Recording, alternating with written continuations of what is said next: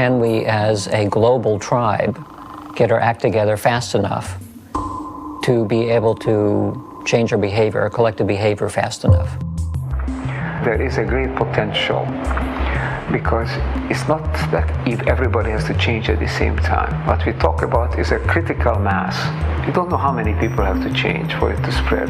But the fact is that when people begin to think differently, begin to act differently, that has an effect on others, it spreads.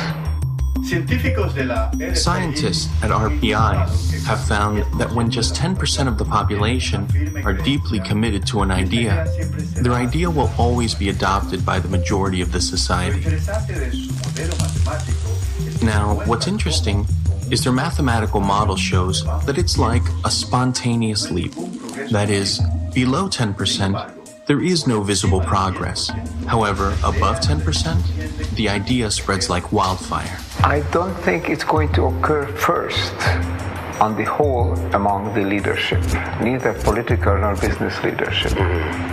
I think there are always exceptions, and there are very enlightened political leaders, the enlightened business people. But on the whole, these people have too much stake on the present system, and they are afraid of change, because their own base of power and wealth lies in maintaining the current system. So the change has to come from elsewhere. I don't think it can come from the very poorest people. The very poorest people, maybe 2 billion people in the world, try to survive somehow. They have to get the food and the housing and the job and the healthcare and the education that is a minimum requirement. We can't expect it from that, maybe 200-300 million people who are really the wealthy and the leading classes. It has to come from those who are in between, who have a choice, who are becoming increasingly concerned, and who know that something needs to be done, and the hope is that they will wake up.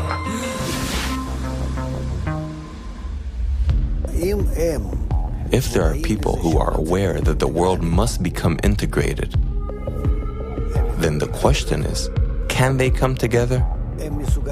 Can they make the initial step towards this?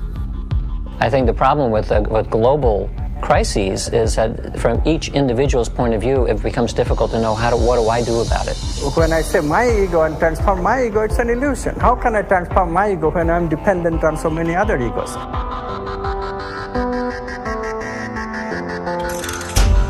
So because of the efforts of a few, changes will start occurring. How? Because the pressure, evolutionary pressure, is acting on everybody. It's just that they don't have the right context. All they need is a trigger.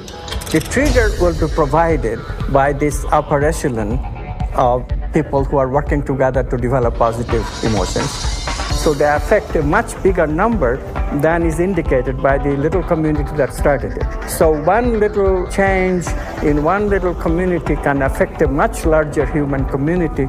And the interconnectedness that we have through the internet, interconnectedness of the ego, all of a sudden, without even knowing that it is doing so, will change and establish itself. And therefore changes can come very fast.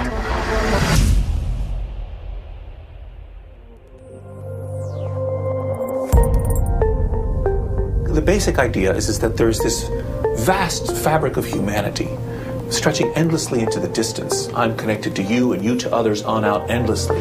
Your actions can influence the actions and feelings of others around you, which in turn then can spread to still others and then to still others. If you tell someone they don't influence anybody, they're not going to do anything. But if you tell them they influence 1,000 people, they'll change their lives. And that's why I think it's so critical for us to understand, first and foremost, how and why we are connected. Thinking people, they can see opportunities in this. So we have to do this collectively.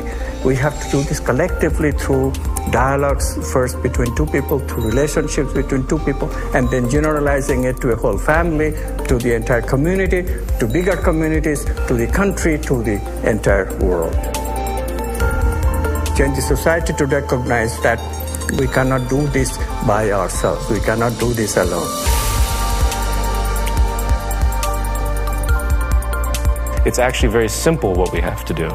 It's just getting people to identify with it and see the benefit of what that offer is, the offer of working together, and how cataclysmically better life will be, right? Materially and spiritually. So. The lack of connection between people causes all the sadness in the world. No question about it.